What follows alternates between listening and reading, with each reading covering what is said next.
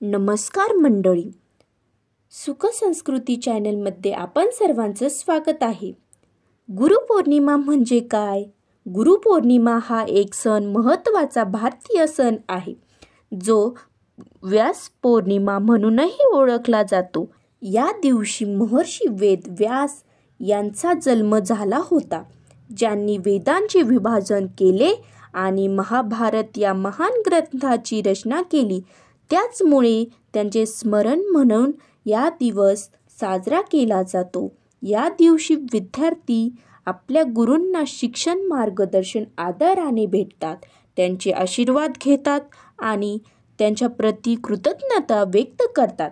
गुरुपौर्णिमाचे असेच खूप सारे महत्त्व आहे, जसे की गुरूंचे स्मरण करणे. गुरुपौर्णिमेच्या दिवशी आपण आपल्या जीवनातील गुरुजनांचे स्मरण करतो. हे गुरु शाळेतील शिक्षक, आध्यात्मिक गुरु किंवा आयुष्यात आपल्याला मार्गदर्शन करणारे कोणतेही असू शकतात. कृतज्ञता व्यक्त करणे. या दिवशी आपण आपल्या गुरूंनी दिलेली ज्ञानाबद्दल, मार्गदर्शनाबद्दल आणि संस्काराबद्दल कृतज्ञता करतो. आध्यात्मिक गुरु किंवा आयुष्यात आपल्याला मार्गदर्शन करणारे कोणतेही असू शकतात. कृतज्ञता व्यक्त करणे. या दिवशी आपण आपल्या गुरूंनी दिलेली ज्ञानाबद्दल, मार्गदर्शनाबद्दल आणि संस्काराबद्दल कृतज्ञता करतो. आध्यात्मिक आणि बौद्धिक विकास. गुरुपौर्णिमा आपल्या आध्यात्मिक आणि बौद्धिक विकासासाठी गुरुजनांनी केलेली योगदानाला समर्पित आहे. ज्ञान आणि शिस्त. गुरु आपल्याला ज्ञान आणि शिस्त, योग्य मार्गावर चालण्याची प्रेरणा देतात, त्यामुळे त्यांचे महत्त्व अनमोल आहे. व्यास पौर्णिमा.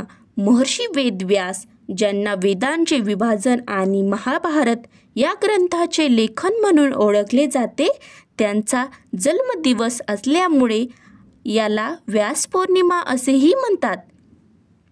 गुरुपौर्णिमेचा दिवस कसा साजरा केला जातो? गुरूंची पूजा कसे केले जाते? या दिवशी शिष्य आपल्या गुरूंना भेटून त्यांची पूजा करतात, त्यांचे आशीर्वाद घेतात.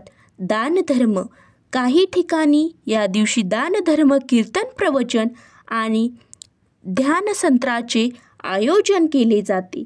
नवीन संकल्प केला जातो. गुरुपौर्णिमेच्या दिवशी शिष्य नवीन संकल्प घेतात आणि आपल्या गुरूंनी दाखवलेल्या मार्गावर चालण्याचा निर्णय घेतात.